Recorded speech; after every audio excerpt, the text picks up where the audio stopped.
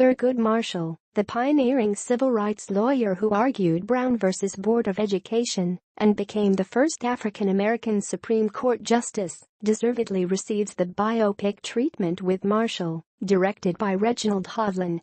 Chadwick Boseman once again tackles a legendary figure of American history as Marshall. He also inhabited Jackie Robinson and James Brown.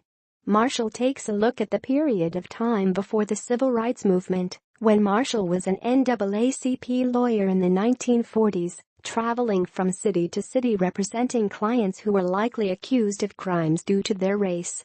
Marshall plucks one case from the files for its story to illustrate the type of man he was and the causes for which he fought. For a film simply called Marshall, you do expect to get a wider slice of his life, which is relegated to on-screen text. In fact, he ultimately becomes an ensemble player in his own eponymous film. The choice of case comes from screenwriter and Bridgeport, Con.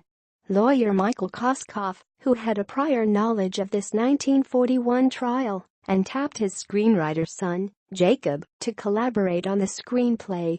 It's a rape case involving a Greenwich socialite, Eleanor Strubing, Kate Hudson, who accused her African-American driver, Joseph Sterling K. Brown, of sexual assault. This case has the allure of sex, violence and racially charged politics, and illustrates that racism wasn't just a Southern problem. Mayflower Yankees were complicit too.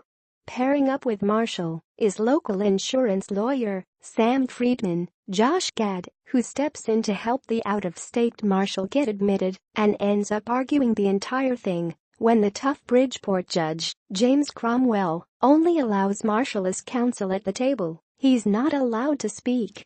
So this is a courtroom drama that hamstrings the confident orator Marshall. He's allowed one rousing speech to reporters, so Gad gets the meatiest moments. He steals this whole movie right out from under Boseman. Marshall is inspiring, to be sure, and deftly illustrates the connection between the African American and Jewish communities who suffered tremendous racism at home. Against the backdrop of World War II, it's even more dramatic. It's a wonderful showcase for Gad's chops beyond comedy, and he and Boseman have great chemistry as unlikely friends and allies.